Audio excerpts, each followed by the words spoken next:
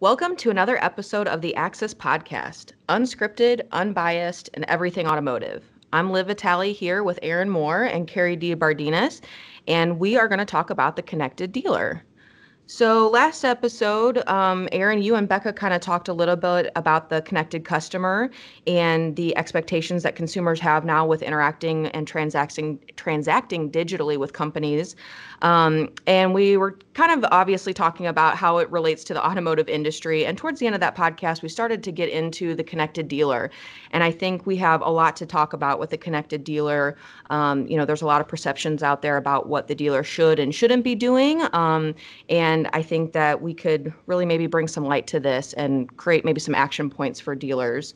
So Kerri, I think your background here, since you were over 12 years on the floor in the dealerships in various roles, I think you bring a really interesting perspective for us. So I think I'd like to start straight off and turning it over to you and what you kind of see as one of the biggest challenges for dealers as they're facing kind of this digital transformation.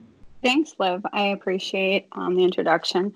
When ideally, from a dealership perspective, it's a very big challenge to go ahead and change what you've consistently known and grown to do. Right now in dealerships, we're really seeing only about 5% of the flow starting from the very beginning to the very end being done completely digital. And there's a lot of reasons as to why that's not happening from start to finish. We know in general that customers want to have an easier process, a faster process, a more convenient process. And so we know as time goes on that we need to move more in that direction.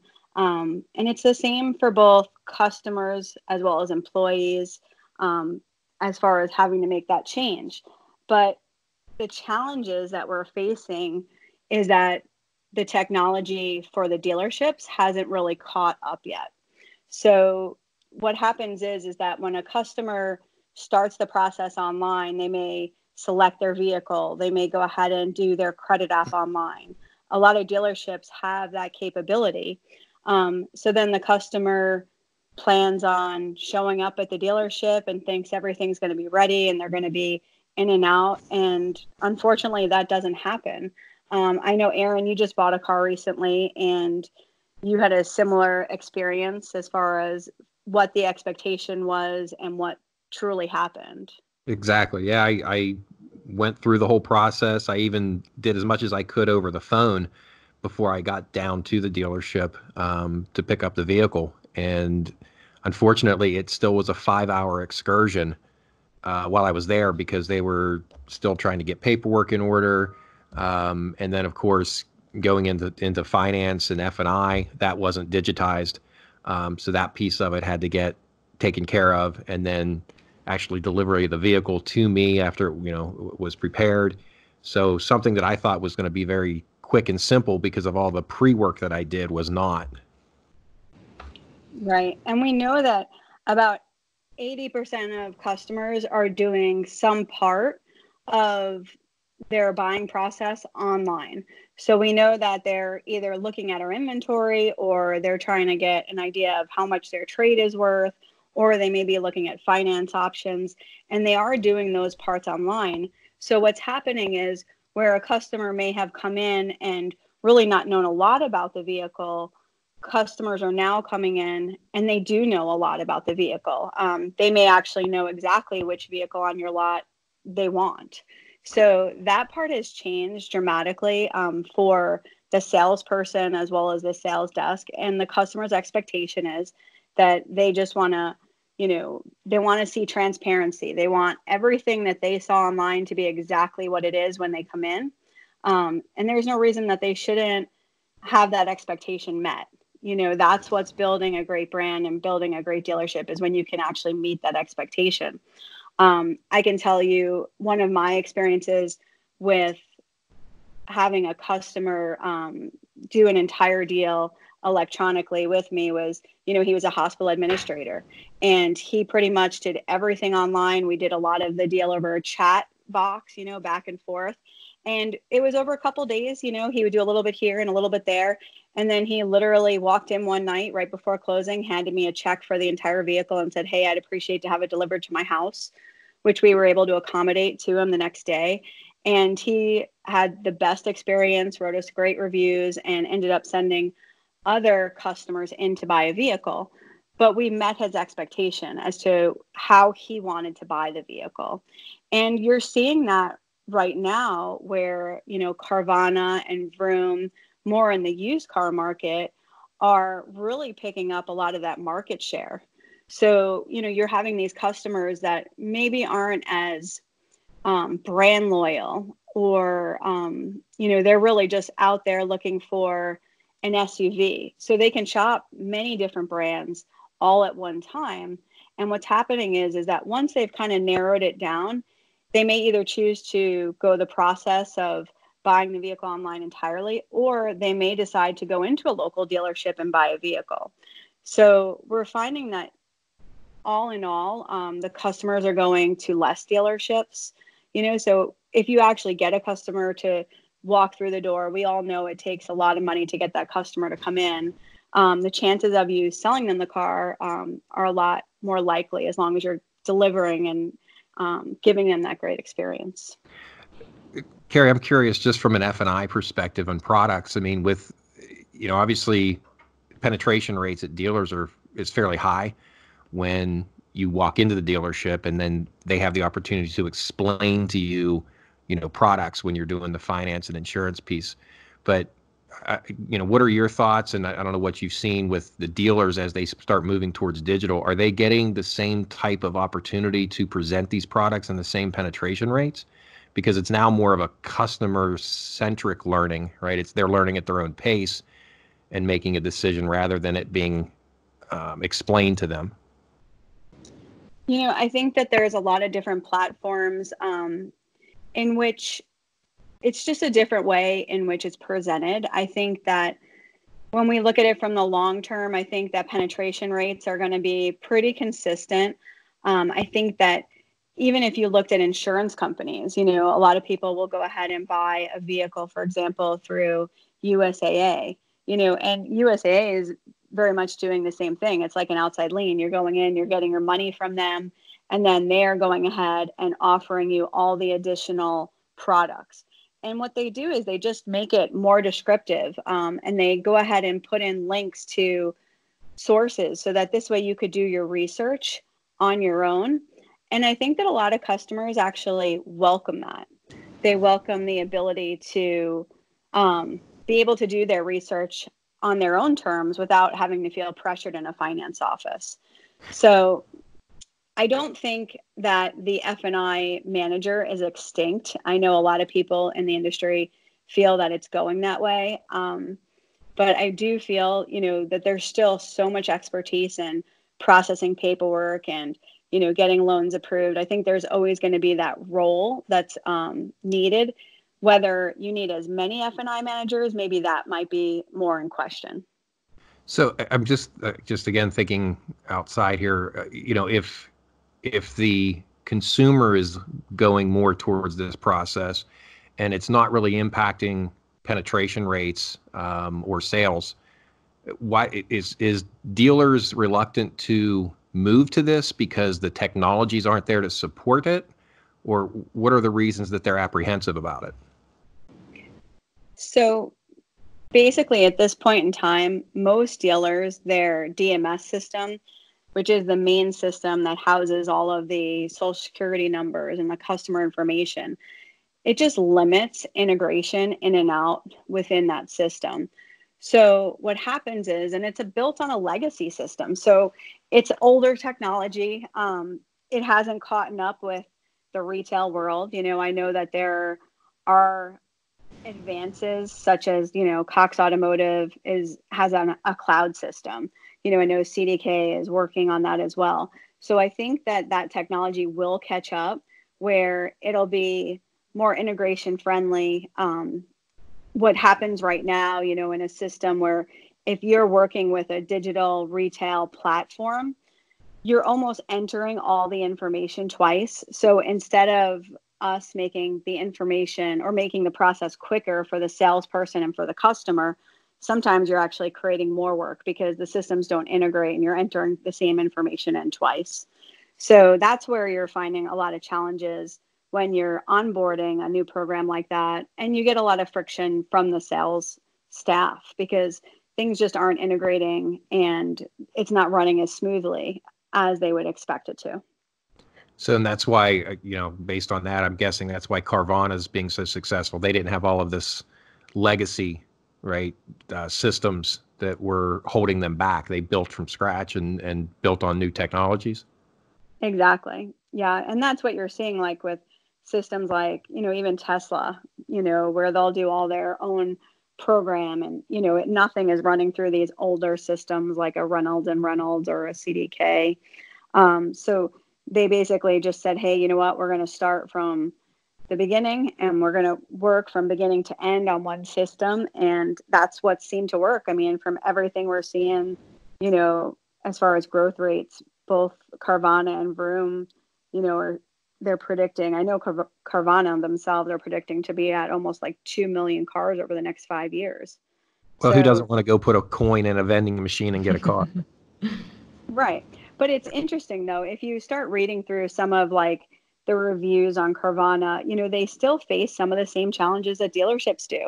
A lot of not only is it integration issues, but you also have to realize that every car needs to be registered in every state. And a lot of that, like even with Carvana, they're using, third-party vendors to do that job for them because it's so specific within each state. And that's very similar to a dealership, that we can only go as fast as the technology is allowing us to go. Do you think, Kerri, kind of talking about, and actually maybe this is more of a question, Aaron, for you and your technology background, but I think that's an interesting point that you say, in the it's like that cybersecurity is a big concern with this integration. And I know a couple years ago it was the big talk of, who owns the customer data and is it the dealership? Is it these big companies like CDK? And I think when you speak about it from a cybersecurity standpoint, that makes a lot more sense in why there is concern, because that obviously is, very important, is securing people's data. Do you think, Aaron, that maybe that's something that, like, does the industry, how does the industry kind of combat that so that multiple players can come into these systems? Is that something where we create, an industry standard is created around this security and the, what they do on the back ends? Yeah, that's already in process. If you look at the European market, GDPR really laid out the roadmap for data in the EU, right? So who owns the data? It's very simple. You do, right? Whoever generates the data owns the data. Everybody else kind of rents it and utilizes it with your permissions. And we've seen that same type of adoption starting here in the U.S. So California just recently passed CCPA, which is GDPR light. And I can guarantee you that every single state will start adopting a very similar structure. Once that's in place, then things can move a lot quickly because people aren't holding back on building systems that might be non-compliant and then they have to reinvest. So, I think you're going to see that over the next, 18 months, 24 months. You'll see most of the U.S. Then covered under some form of data privacy laws. Well, that is definitely good news and good signs, because, I, similar to your car buying experience, I've heard that from a few people of, thinking that they prepared a lot online and getting into the store, and it's not the same, expectation when you get there. And hearing Kerri's story of, the doctor and how he was able to work it in, and that whole experience met his expectations. And, consumer experience is the big buzzword these days of that's what's going to generate your brand loyalty. And I think that if we can tackle some of those integration issues, that can certainly help streamline at the dealership level and making it both easy for the dealership personnel, and then as well as, creating this new modern approach for how people want to buy. Right. And to Kerri's point too about, the state by state regulations and such, for instance, I mean, I had a friend who purchased through Carvana, but they still had to actually go and sign physically because their state doesn't allow digital signature. So they actually had to physically go sign the paperwork in order to get delivery of the vehicle. So, in some states, you don't need to do that. They permit digital signature. And so it could be a true digital experience. So again, once I think, again, in the next 18 months to 2 years, once that's all settled down in terms of what's allowed and what's not in more of a uniform fashion, I think we're going to see systems springing up very quickly. Nice. Well, that's promising for sure. So Kerri, with, if it sounds like, with some of these integration issues that those are kind of being addressed from the higher level of the industry, what do you say is kind of maybe the next piece and challenge that dealers kind of have to overcome once maybe they're starting to get they're finding the right technologies, they're finding the right fits for what they want to do to enhance their processes? What do you kind of foresee as the next big challenge for them to overcome? Well, I think because right now, so much of the selection process is being able to, we're able to use a lot of technology to narrow down what the customer's wants and needs are. So the nice thing about that is the role of the salesperson has changed dramatically. The salesperson, I think, as dealers are looking at, who am I hiring for the next 10 years? Who am I hiring down the road?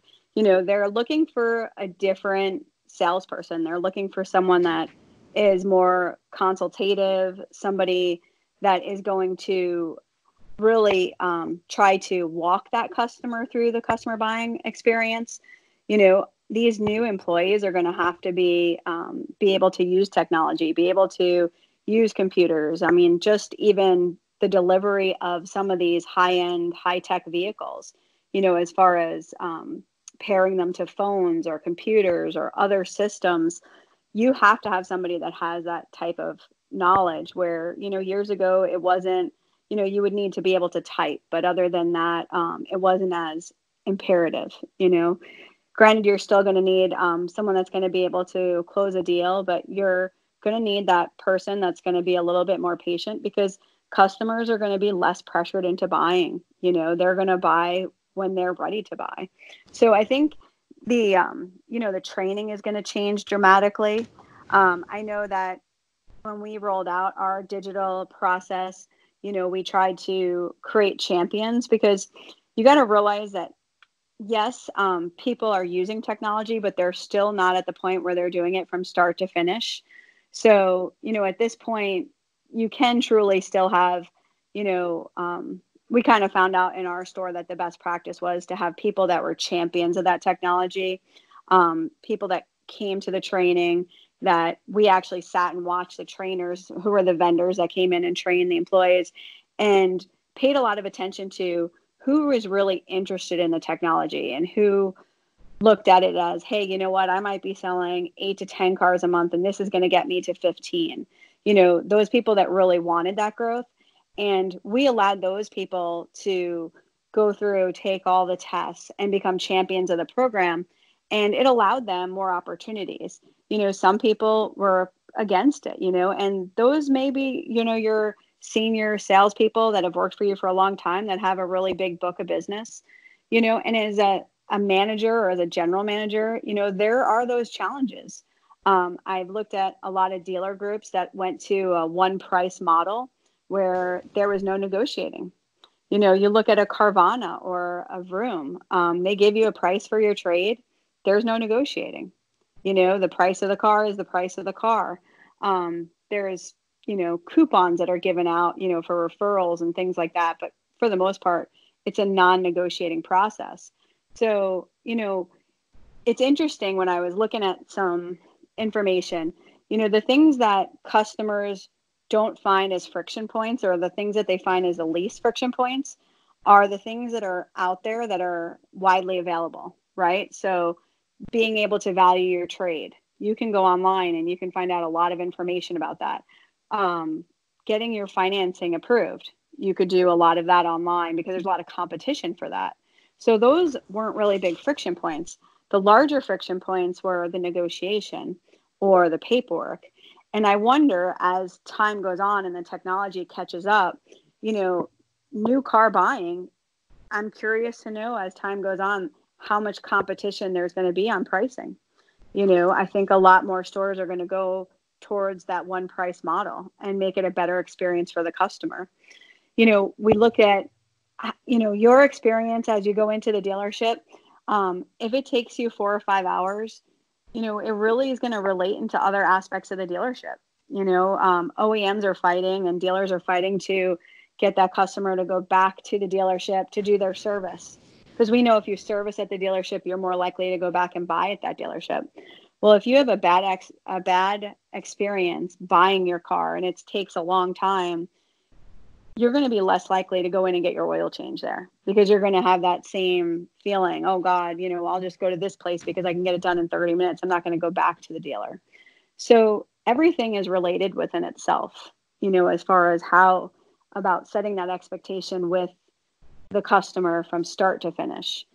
People don't expect it to, when you buy a car on Carvana or you buy a car in Vroom, you don't get your car possibly for, a week to 2 weeks down the road. You don't get it the same day like you would at a dealership. So, or, in some states, it might be a couple days later. So nobody's against a process. It's about setting that expectation up with the customer and saying, hey, look, you have these opportunities, you have these options to do part of your process this way and that way, and that's going to save you time. And I think that that's where you're seeing dealers are moving towards right now because it's a slow process. And you're also getting that customer used to, hey, I didn't buy my car like this last time. Let me save a little bit of time here and there. But you don't want to set up the, that expectation like Aaron was set up where he thought he was going to show up and drive out the door 10 minutes later. It's just not, it's not possible at this point in time. Well, and even with the at least the expectations from, myself and other people I know I speak with, the car buying experience itself, I enjoy. I like driving different vehicles and deciding which one I want. It's from that decision process that I'm going to buy is when the pain starts. And I think it's figuring out how to make that streamlined and much, if I spend 3-4 hours test driving vehicles and I say, okay, this is the one I want to walk out in 10-15 minutes with my vehicle now. Right. And instead, now I'm spending 3 or 4 more hours going through the rest of the process. And it's no longer a positive experience now, right? I've spent 6 hours at the dealership. I've enjoyed 3 of it.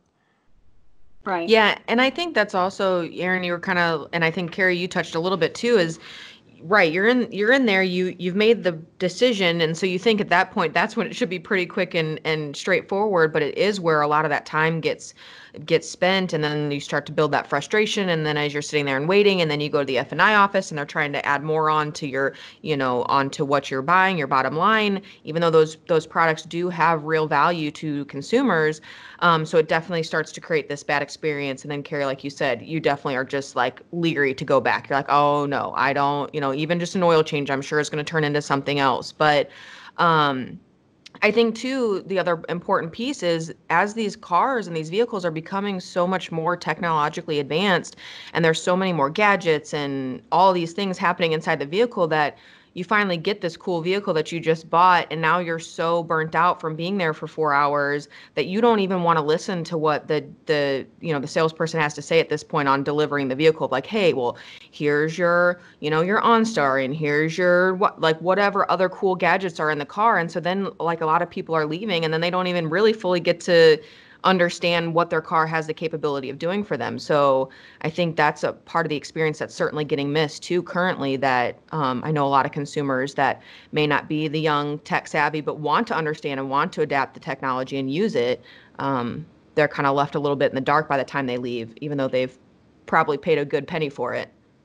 That's a really good point, Liv, because I can tell you, knowing one of the stores I work with is a Cadillac store, and it takes like 2 hours to truly go through the whole delivery process with a customer, and that customer, by the time, like Aaron said, you go through all this time selecting the vehicle, you're excited, then you got to go in and do all your paperwork, and then they want to leave. And, so a lot of times what you're seeing is either they're scheduling and for them to come back another day, where they're just doing the safety stuff before the customer leaves. But as far as, getting all the things set up with their phone or with their queue system, they're coming back and doing that another day.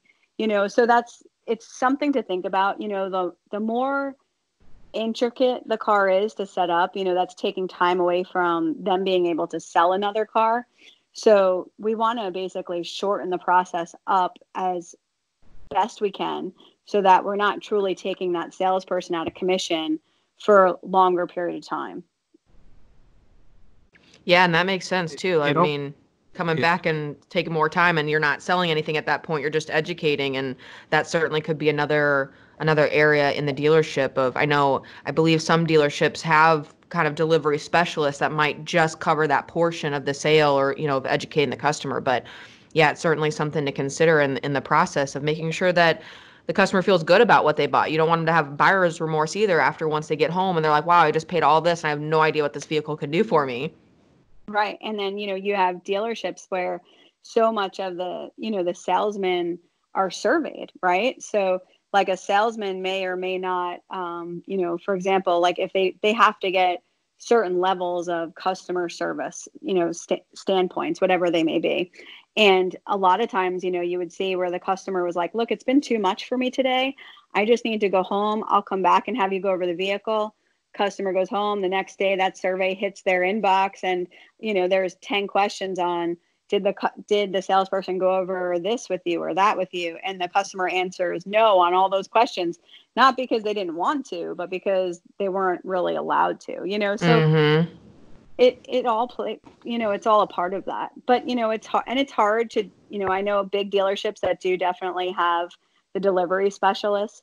But, as more technology comes into play, you're actually starting to see a lot of dealerships where it's a one person, the same salesperson that you meet with in the beginning is the person that does your financing and that actually does your delivery. So what they're saying is that we're going to see moving forward, it's going to be less handoffs. You're going to see less handoffs because a lot of times, if you're the person that's typing in all the information for the sales part of it, it would just be a lot easier than handing it over to someone else and says, oh, so you're here to buy a car today. There's so much less repetitive information. Right. Well, you establish a better relationship and a rapport with the consumer, but on the downside of that for the dealer, at least for the salesman, right? As you said, Kerri, he's selling less cars because he's spending more time per car. So the question is, how does he get compensated for all of that extra work? Right. And it just depends. From what I've seen, then they're getting a percentage of the back end financing, as part of because truly what we've seen over, the last 5 to 10 years is, salespeople's commissions have gone down and down as the internet's become more popular. Right. So, the way in which you can kind of offset that is to then go ahead and you would pay them on the commission that the finance manager would normally get paid on. But I'm not by any means saying that we're going to get rid of finance people, because you're still going to have those people in the stores that are going to really have to work to get deals done. You're not going to be able to have like a salesperson do that job. But if you had a person that came in that had, really good credit, no issues, were pretty much, or they were doing like, you knew what their credit score was. You knew there wouldn't be an issue with approval. Could a salesperson, go through that process? I think they could. I mean, from what some of the pros of it is, it makes the customer feel more relaxed. Like you said, they definitely, in that situation, maybe they will buy more because as the salesperson's walking around the vehicle, they're setting the customer up as they're walking around the trade and they see all of these scuffs all over their hubcaps. They're like, hey, by the way, you may want to consider this protection, because they're the one that's going to offer it down the selling path. Right. So there's different ways in looking at that, but we've also seen, there was a store out in Seattle that I had heard went to that model, and they had such a hard time with hiring salespeople that to get someone to go to onboard, to teach them the whole sales process, and then to teach them F&I, it was just so much for someone to learn, so there is challenges, to both sides. Yeah, that's an interesting point, Kerri. And I think we've kind of talked a little bit in various touch points of this whole process of kind of, there's this end game evolution that, eventually and it's debatable on what the time frame is. Maybe it's 5 years from now, maybe it's 10 years from now, that buying a vehicle online totally becomes more of the norm and more of what the average consumer is doing. But we're still kind of a little far off from that. And we kind of are in this like gray area place of where we need to start embracing the new, but we also need to enhance the old, because we are still going to have some of those consumers. I thought it was interesting when you said that just like the dealerships are having these same kind of growing pains of this evolution, consumers are too. And so we're still going to have consumers that want to do the traditional buying process of just coming into the dealership, and picking the car and test driving and then saying, yep, this is it. And so how do we kind of do a little bit of both while we're looking at the long term, but we're also addressing some short term things that dealerships can do to make an impact right away? Yeah, absolutely. What would you say are some of the things that dealerships could do? I think we've kind of touched on some of them for more of an immediate impact on their current processes today. So I will tell you, in a normal dealership, your service drive is getting so much more traffic, right, than typically your sales. So like, for example, in a dealership that's maybe selling, 250 cars a month, they may get anywhere from 50 to 150 service appointments a day, right? Where maybe they only have 20 sales appointments, let's say. So the interesting thing about the technology is because so much of it is able to be done on a tablet or on a phone. You could actually, as that customer walks into service, you could be, based on the information, you could send them and let them know, hey, these are the deals that are going on now. This is what offers are available on your current vehicle. So the nice thing is that as the customer is sitting there in the service drive and you're getting so many more opportunities, they could go ahead and look at what's available while they're there. And basically, the cool thing about some of the technology is that it's going to follow that customer along the way. And then, let's say the customer decides to walk out and talk to the salesperson and say, maybe I'd be interested, but, I want to go home and I want to discuss this with my better half. The nice thing about the technology is that it will actually save and store everything so that when you do go home and you want to talk to, your significant other, all the information and all the options are right there. It's not like you're sitting in a dealership saying to, John, your salesperson, hey, John, maybe we want to put 2,000 down. What's the payment with 2,000 down? And he's got to run back up to the sales desk to get that information. Technology is allowing us to show people options a lot quicker, a lot faster. And we're able to take that information in a phone or a tablet and take it home with us to have those discussions. So I think the technology is amazing. I think it's going to truly help the industry. I just think as far as, and I think the service drive is just a great way in which you can grow your business, because I don't think, it's tapped into as much as it needs to be in most stores. Mm-hmm. Well, and I think too, kind of your point, going back to your point earlier about, adopting technology, and even beyond that, just implementing any type of change is always has its challenges. People get stuck in their habits and their ways of doing things, and it becomes second nature. And sometimes they don't even realize, that they're doing some of these things in kind of autopilot mode. So I think that picking a champion inside the dealership, or a few champions, once you do kind of start to make these changes and adopting the technologies that fit the dealership and what their needs are, that, really getting those champions to kind of be the cheerleaders for the technology and getting people on board.